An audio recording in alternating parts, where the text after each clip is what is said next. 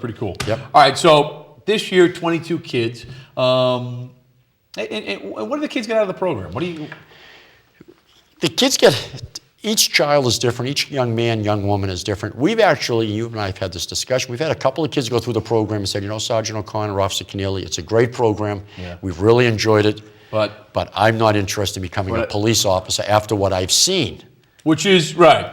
Which isn't a bad thing. No. As long as it's not something that was said to them. No, exactly. But the point is to make them aware of all the opportunities out there and to help them decide before they go to college, before they and their parents pay a lot of tuition money, is this a career you think you might be interested in? And if it is, then these are the courses you might want to take. If it isn't, then don't waste your time in taking those courses. Take it in another field. If it is, make some smart choices, stay out of trouble. Yep. Things that you do now could ultimately impact your chances of becoming a police officer. Without a doubt. The academy thing, though, was especially interesting because it forced obviously, to become a police officer, the academy is what you need to go through to get there. Yes. And to hear, wow, it's a 6 or 7 month program.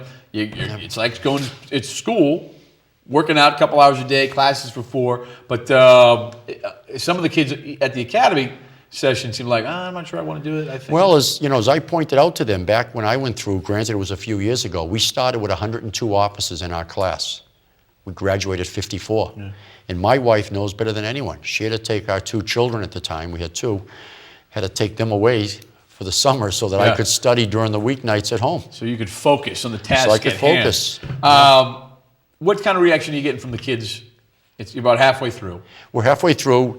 The reaction has been real positive, and we expect some type of a reaction, either plus or minus, positive or negative. But it's been really positive, and the good thing is, the couple of the kids were in the program last year, and they find it as interesting, if not more interesting this year than last year, because we're trying to improve it each year. As you know, we look at the evaluations, and they've really enjoyed it so far, and it's gone well. And the fact that you get kids from last year is pretty telling. The fact that you get kids coming back is a compliment to you and what you do. So overall, what kind of feedback have you got from the kids? Have they said to you, hey, thank you for this, has been worthwhile, this is something that enabled me to learn a lot about what folks in law enforcement do? Yes. Short answer is yes. We have a couple of kids, and probably some of them are watching it on TV tonight, a couple of past graduates. Yes. But, when you get... I meant to call it, but I forgot to call When you get that phone call from one of those youngsters that you haven't seen in a year or so, and even some of these kids, one of the girls, May Chin, called a couple of times with questions during the course of the school year and during the summer when the program was over. Just she had a question about something in the law enforcement field. That's really kind of cool when the kids call you like that. They can call you back. We give them our number. As you know, you give them yours, we give them mine. We make ourselves available to them. It's been positive.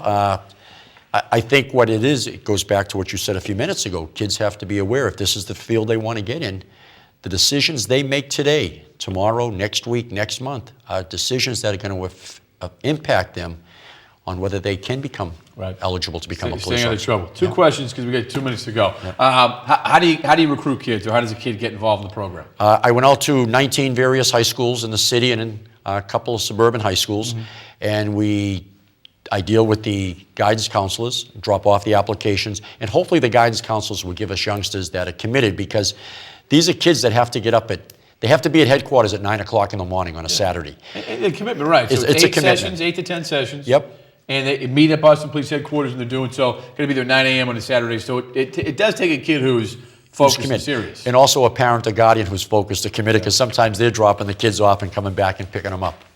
Most of the kids coming from within the city itself?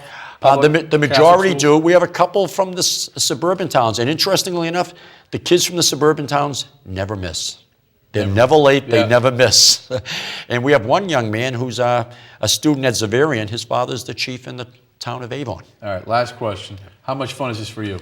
Why do you do it? Why do you enjoy it?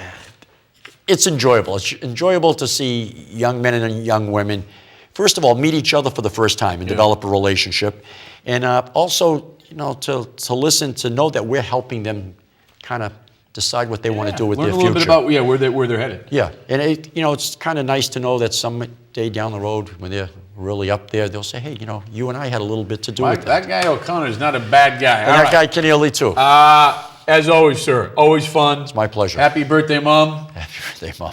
And anybody else. Folks, thanks for watching the show. Hope you enjoyed it. Until the next time, have a great week, and please be safe, everybody. Good night.